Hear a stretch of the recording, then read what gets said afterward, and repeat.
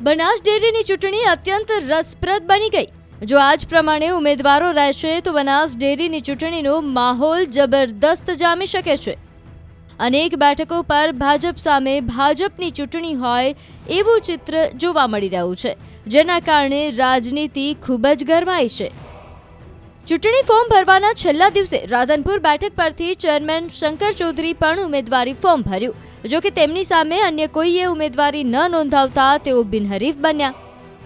અમીરગઢ બેઠક પરથી બનાસ ડેરીના વાઇસ ચેરમેન ભાવાભાઈ રબારીએ ઉમેદવારી નોંધાવી, જો કે અહીંથી બીજા કોઈએ ઉમેદવારી ન કરતા તેઓ બિનહરીફ થયા છે। આ તરફ પૂર્વ મંત્રી પરબતભાઈ પટેલે થરાદથી ઉમેદવારી નોંધાવી, તેમની સામે પણ અન્ય કોઈ ઉમેદવાર ઊભા નથી રહ્યા।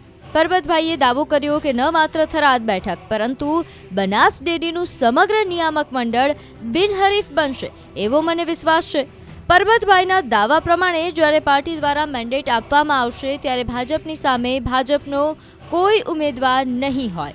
અત્યાર સુધી ભરાયેલા ફોર્મની વાત કરીએ તો 16માંથી 6 બેઠકો બિનહરીફ બની છે, જેમાં રાધનપુર, થરાદ, સુઈગામ, ડીસા, ભાભર અને અમીરગઢ બેઠક સામેલ છે।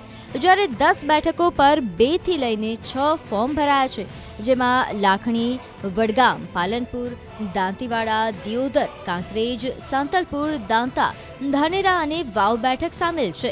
વાવ બેઠક પર માત્ર 2 ફોર્મ ભરાયા છે, એ બંને પણ પતિ અને પત્ની જ છે।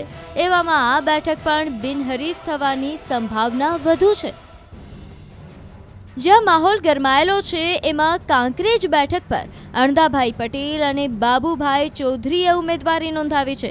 પાલનપુરમાં પૂર્વ કેન્દ્રીય મંત્રી હરિભાઈ ચૌધરી અને ભરત ચૌધરીએ ફોર્મ ભર્યા છે, તો દાંતીવાડામાં પીજે ચૌધરી અને વિનોદ ભૂતડિયાએ ઉમેદવારી નોંધાવી છે।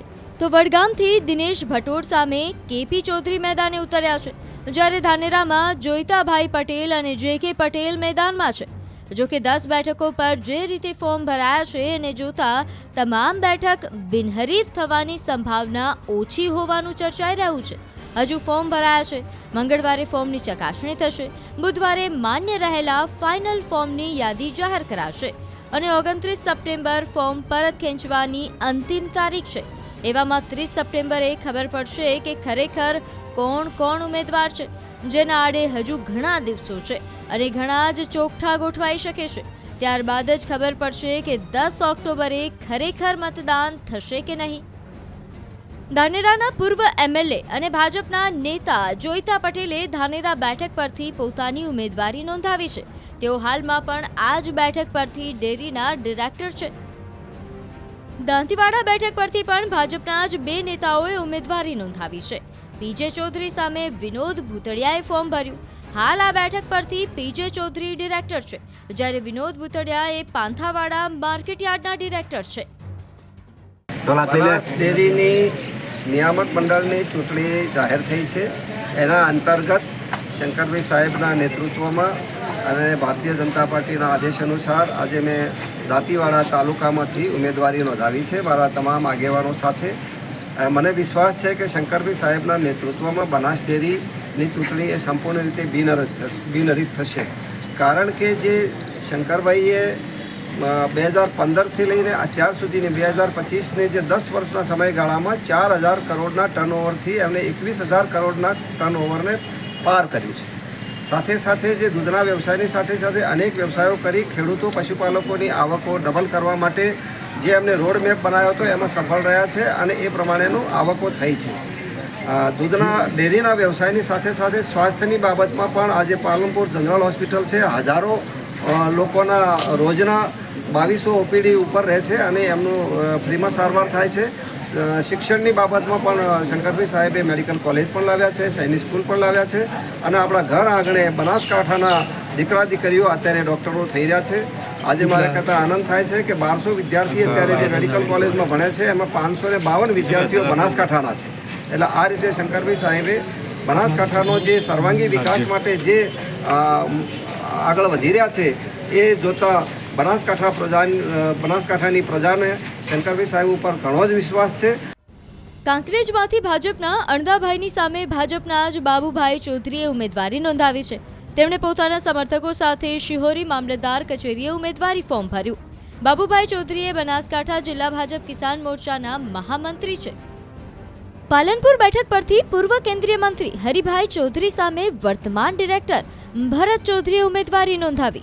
અહીં પણ ભાજપ સામે ભાજપ જેવો ઘાટ ઘડાયો છે. અહીંથી હરિભાઈ ચૌધરી પહેલા જ ફોર્મ ભરી ચૂક્યા છે. હવે ભરતભાઈનો દાવો છે કે પાર્ટીએ મને સૂચના આપી છે. પાર્ટીના આદેશથી મેં ઉમેદવારી નોંધાવી છે.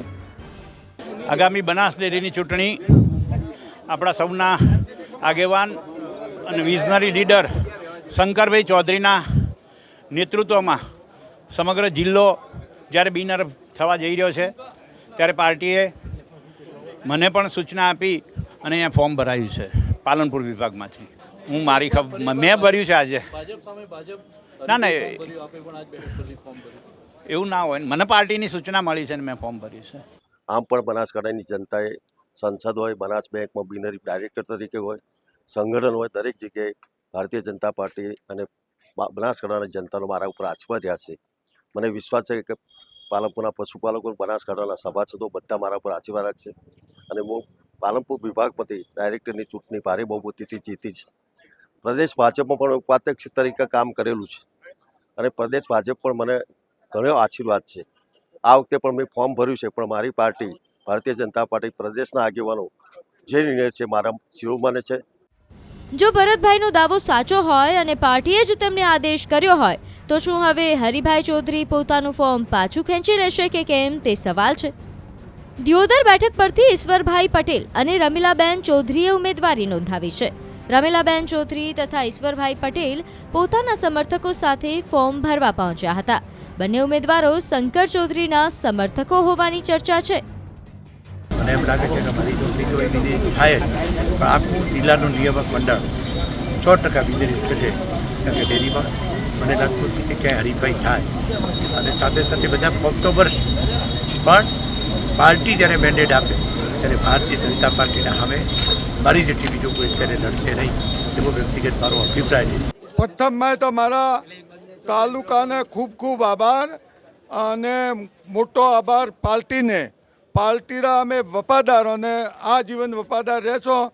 અને આપણા ચેરમેન સાહેબ શંકરભાઈ ચૌધરી એમના નેજા નીચે અમે બધા કામ કરશું અને બધા જિલ્લાનું સારું ભવિષ્ય પોતે અમન દેખાઈ રહ્યું એમના ભેગા અમે હા ને પાર્ટી